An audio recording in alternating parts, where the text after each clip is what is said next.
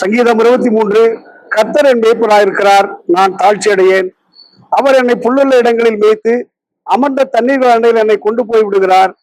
அவர் என் ஆத்துமாவை தேற்றி தம்முடைய நாமத்தின் நிமித்து என்னை நீதியின் பாதையில் நடத்துகிறார். நான் மரண இருளின் பள்ளத்தாக்கிலே நடந்தாலும் பொல்லாப்புக்கு பயப்படேன். தேவரீர் என்னோடு கூட இருக்கிறீர். உமது கோலும் உமது தடியும் என்னை தேற்றும். என் சத்துருக்களுக்கு முன்பாக நீர் எனக்கு ஒரு பந்தியை ஆயத்தப்படுத்தி என் தலையை எண்ணெயால் அபிஷேகம் பண்ணுகிறீர். என் பாத்திரம் நிரம்பி வழிகிறது.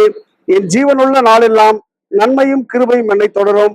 நான் கர்த்தருடைய வீட்டிலே நீடித்த நாட்களாய் நிலைத்திருப்பேன். தலைவர்கள் எல்லாரும் சேர்ந்து நாங்கள் ஜெபிக்கிறோம். எங்கள் ஜெபத்தை கேட்டு குடும்பத்தை சமாதானத்துல வழிநடத்த வேண்டும் என்று ஏசாண்டு மூலம் ஜெபிக்கிறோம் பிதாவே. ராஜ்யம் வருவதாக, நிசித்தம் மனது செய்யப்படுவது போல பூமி செய்யப்படுவதாக. அன்றைய விட ஆகத்தின் எங்களுக்கு தாரும். எங்களால் மன்னிக்கிறது போல எங்க பார்க்கணும் எங்களுக்கு மன்னியும். எங்களை சுவாமி பண்ணாமல் தீமின் ரட்சியும். ராஜ்யம் வல்லமையும் மகிமையும் என்னைக்குடைய சாமி. ஆமே.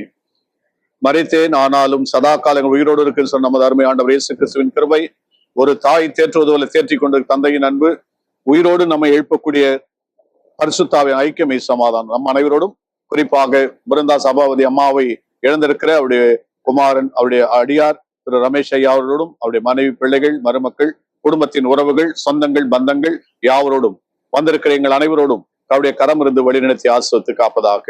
ஆமென். என் ஆத்துமாவே கர்த்தரை ஸ்தோத்திரி, என் முழுவதுமே நாமத்தை என் ஆத்துமாவே கர்த்தரை அவர் செய்த சகலம் வருவாதே. ஆமென்.